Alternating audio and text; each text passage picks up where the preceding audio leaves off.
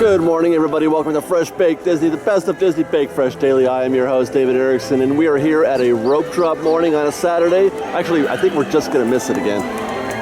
It's 8 o'clock. We're just thereabouts. We got some cast members waving at us, though. This is nice. This is what I love about the rope drop mornings. Good morning. But anyway, yeah, I think actually rope drop just happened. I don't know what it is about me. It's like I can't even find 5 minutes somewhere to get here that much early. I'm like, no, I'm good. We're good. We're fine. Anyway, yeah, just because I have a hard time waking up in the morning. It's going to be an interesting morning. Right now, look, it looks beautiful up there, right? It's going to be a great morning. One problem is you can see down there in the distance, and on the other side of us over there as well, that this beautiful morning is not going to last. Before you know it, this picturesque blue sky, 70 degrees is going to turn into a night on Bald Mountain. And well, at least that's what the weather forecast is telling us, so we're going to stand by. Oh, look at that. See, it's already getting darker. Uh-oh, da, da, da. The rain is coming. And unfortunately, if it rains, that means I'm probably going to have to cut my day short, because while I like to hang out at Disneyland when it rains, it's very difficult to film anything when I do that. So we might go with a split visit this weekend. Good morning. Maybe a little bit today, maybe a little bit tomorrow. No Romy today, but she may be here tomorrow. So I don't know. Who knows? Maybe that's another good reason for me to come back to the park tomorrow. So we're gonna start our morning off. I did not have breakfast on the way. You guys smell that? I smell breakfast. We're gonna go to the Jolly Holiday, one of my favorite places to eat, and get us some breakfast and some coffee. I need my coffee.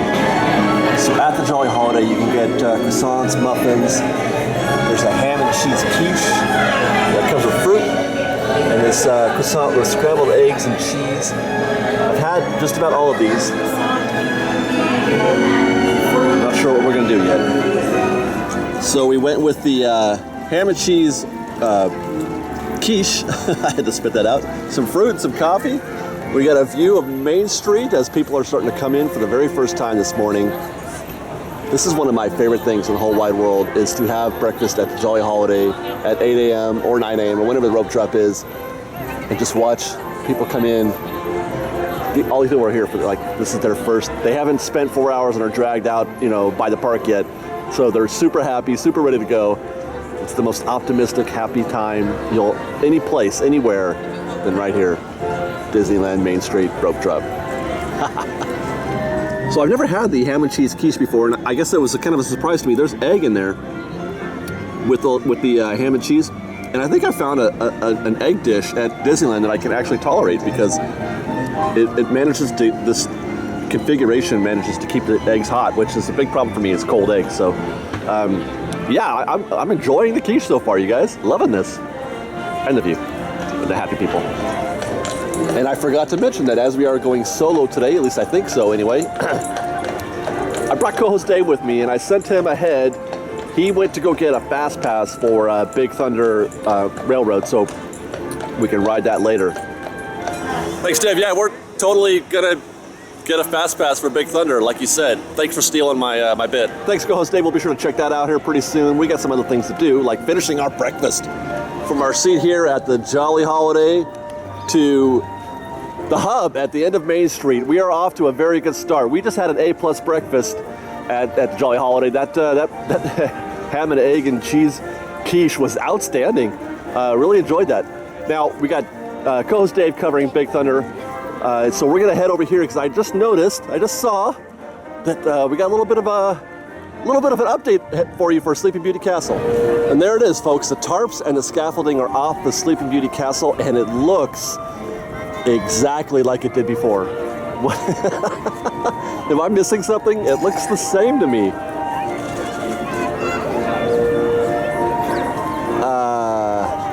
I'm looking. Those birds are neat right here. Okay, or those are ducks. Yeah, so I don't really, maybe they just freshened it up a little, spit and polish, I'm not sure. I'm glad that it's, it wasn't very long. Let's get a closer look here. Maybe it was like I said before, where they were just getting things ready to install the diamond stuff on there. Maybe if we get an even closer look, we can see something. Okay, you might be able to see there's some hooks up there. You can see them kind of on each side of the windows, and kind of running lengthwise. I'll bet those are new, like installations for the diamonds. I wonder if that's it though. But anyway, it's good to have her back. You know, seeing the castle like this, you know, refreshed and ready to be viewed again, ready to be enjoyed by the park guests. It reminds me of a project that I'm working on right now. It's kind of a secrets and history type thing, but only for basically Main Street up to, you know, town or the hub a little bit. But it's about how intentful, like purposeful, the design of the main entrance and the town square and Main Street was in the kind of setting the scene for you when you come into the park. And it's an example of why Disneyland is better than anybody. So we're back at the main entrance. Why? Because this is where the experience begins for Disneyland. And without going into actually too much detail, because I do plan on doing a formal video on this later, but coming from a theater background, or not a theater necessarily, but even a film background, you know, filmmakers often want to set the scene for you, like to put you in the environment that you're watching, the movie that you're watching. And they try to do the same thing here at Disneyland, and to great success, I think. So this area right here is your lobby. It's your movie theater lobby, as it were. You know, you get your tickets at the ticket booth, and you come in here, and you can't see the movie yet. Not time to see the movie yet, so they've obscured everything. This is why they built this berm. Well, not just here, but all around the park. And why they, oh my goodness, they're having fun already. And why they've kind of set up this sort of, you know, welcome to Disneyland sort of feeling that you get, right? So the main entrance here is just a sort of a warm up to get you ready, you know, like a lobby, the anticipation, the expectation without revealing the show to you yet. And when you, now moving forward, going into the park, you choose, you know, left or right tunnel. Again, these tunnels are, you're moving into the theater, right? But before the show starts, you have to see the trailers. Every movie has to have trailers, which is why you've got these marquee posters up here. These show up outside in the theater as well, but they act as a sort of, you know, coming soon type deal that you would see before a movie.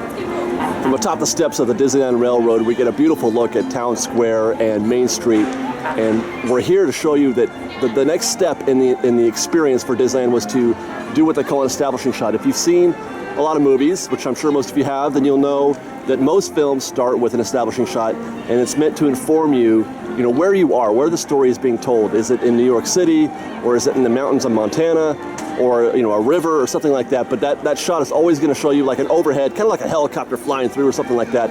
And when I'm here, that's what I always feel like when I walk down Main Street in Town Square. I feel like I'm kind of observing it from almost an out of body, like a third person feeling sometimes. But that was the intent here, is to sort of, you know, set the scene for you.